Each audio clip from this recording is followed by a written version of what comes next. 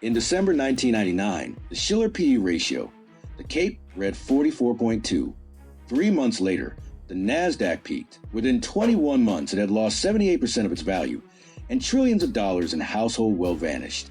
Today, the same index reads 42.66, the second highest level in 145 years of data. And the man who built it has just released the biggest warning of his career. Robert Shiller's forecasting model projects the S&P 500 will land at 6,381 by the end of 2035. The index sits near 6,000 today. That's 10 years of roughly 6% total nominal return negative after inflation. He is calling this the second biggest stock bubble in modern history, and warning that another lost decade is coming. Shiller is not a commentator. He is a Nobel laureate who built the two most important early warning systems in American finance. The Case-Shiller Home Price Index is the official tool used by the Federal Reserve and Treasury Department to track housing bubbles. The Shiller P ratio is a standard long-cycle valuation tool for detecting stock market bubbles. He built both. He called the dot-com peak in March 2000. He called the housing bubble in 2005, 2 years before it broke. Today, both of his dashboards are flashing red simultaneously, and the way the dominoes fall this time will surprise most homeowners. In March 2000, 3 weeks before the NASDAQ peaked, Shiller published the first edition of Irrational Exuberance, arguing the stock market was a bubble driven by psychology and narrative, not fundamentals. The crash began within weeks. In 2005, he released a second edition, added a chapter on housing, and warned that further rises in both markets could eventually trigger a worldwide recession. The housing market peaked in 2006. The global financial crisis arrived in 2008.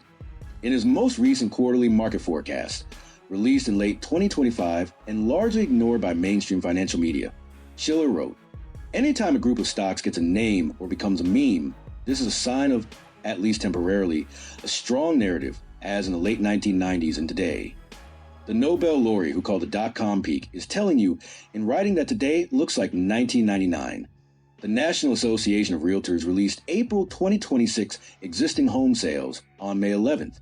The annualized pace came in at 4.02 million homes, roughly the same level as 2010, the depth of the foreclosure crisis. And that's happening while the U.S. has roughly 6 million more jobs than it did in 2019. More workers, more income, a larger population, and housing turnover is matching post-crash levels. The median home price came in at $417,700, up just 0.9% year over year, the 34th consecutive month of year-over-year increases, but the gains are shrinking. More importantly, Shiller's own index shows that for 9 consecutive months, inflation has run faster than home price appreciation. In real terms, your home is losing purchasing power right now. Inventory climbed to 4.4 months of supply. More than half of the 20 metros tracked by Case-Shiller posted year-over-year price declines. Chicago leads at plus 5%. Denver is weakest at negative 2.2%. Tampa, Phoenix, and Dallas are all negative. And then Cotality, formerly CoreLogic, confirmed something that has not happened at any point in this entire housing cycle. Aggregate U.S. homeowner equity declined by $78.8 billion year over year, roughly $8,500 per home. For the first time, American homeowner equity is shrinking. Florida homeowners lost an average of $29,400 per borrower. California, $24,700. Arizona, $23,900. And Cotality stress tests showed that if U.S. home prices fell just 5% from current levels, an additional 372,000 homes would flip into negative equity overnight. Here is why Shiller, the man who built the official housing bubble index, is warning primarily about stocks, and why that warning lands directly on your home value. According to the Federal Reserve's Q4 2025 financial accounts release, American households now hold 47.1% of their financial assets in stocks, the highest share on record, higher than the dot-com peak, higher than 2007. According to a 2025 Gallup poll, 62% of Americans own stock, matching the highest level since before the 2008 crisis. There is a well-documented body of Federal Reserve research, including work co-authored by Shiller himself with Carl Case and John Quigley, measuring what economists call the wealth effect, the rate at which households change their spending when their net worth changes. The consistent finding is that for every dollar of stock market wealth that disappears, consumer spending falls by roughly 3 to 5 cents within the year. Run the math.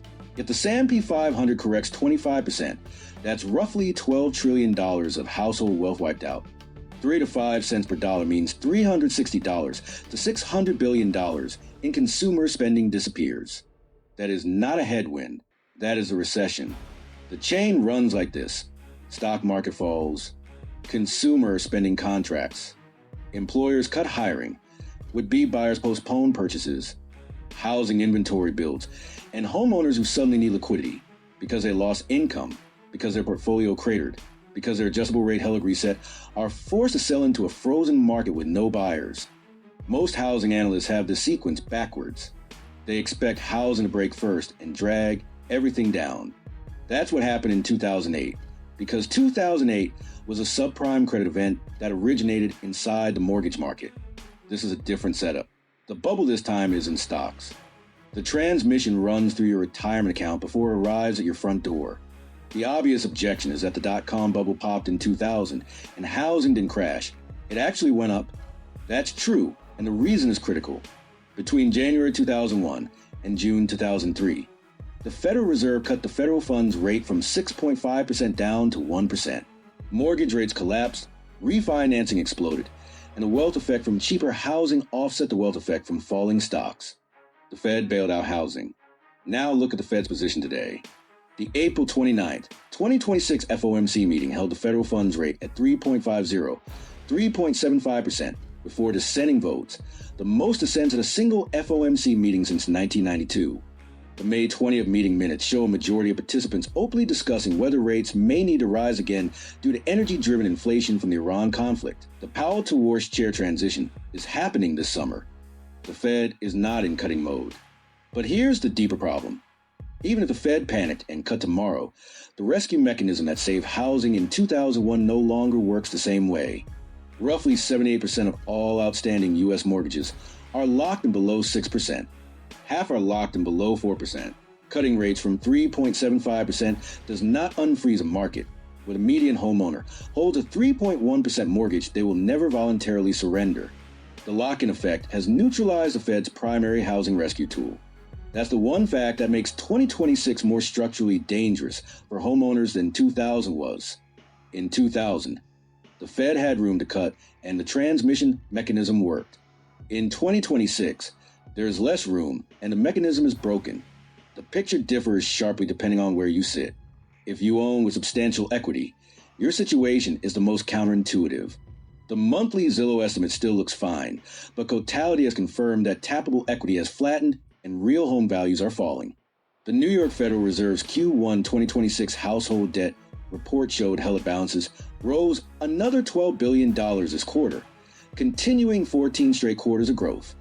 Homeowners who tapped equity in the last 18 months thinking it was free money were effectively taking out a margin loan against an asset that has since begun declining in real terms.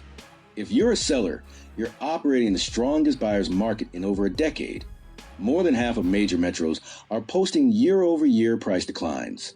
Days on market are stretching. Inventory sits at 4.4 months and rising. Realistic pricing wins. Holding out for a 2022 number means 90 days on market, 3 price cuts, and a close well below where you could have started. The longer the wait, the worse the outcome. If you're a buyer, there's a narrow window of genuine opportunity. Lenner's Q1 2026 earnings call confirmed builder gross margins collapsed from 18.7% to 15.2% because the public home builders are now carrying roughly 14% in sales incentives, 3 times what management considers normal. CEO Stuart Miller said explicitly that normalized incentive levels run for 6%. Builders are buying down mortgage rates, covering closing costs, and cutting prices. That gap closes the moment the market stabilizes. It is an opportunity with an expiration date. Shiller could be early. Bears have been loud at market tops before. The April 2026 jobs report showed continued labor market resilience. Corporate earnings are still growing. The largest Wall Street firms carry no U.S. recession in their base case. But Shiller's argument is not that everything looks bad today. His argument is that the specific combination, a CAPE ratio at 42, household stock exposure at a record 47% of financial assets, Real home prices falling for 9 consecutive months, housing turnover at post-crisis lows, and a Federal Reserve that cannot cut without reigniting inflation has only appeared once before in modern U.S. history. That was the 18 months leading up to March 2000. The man who called that one is calling this one. $78 billion in homeowner equity is already gone. Another 372,000 homes are one price correction away from going underwater. The Fed is out of its most effective ammunition, and the stock market is sitting at the second highest valuation in 145 years. This is the slowest motion wealth event in modern American history. Equity quietly evaporating one quarter at a time while the surface still looks calm.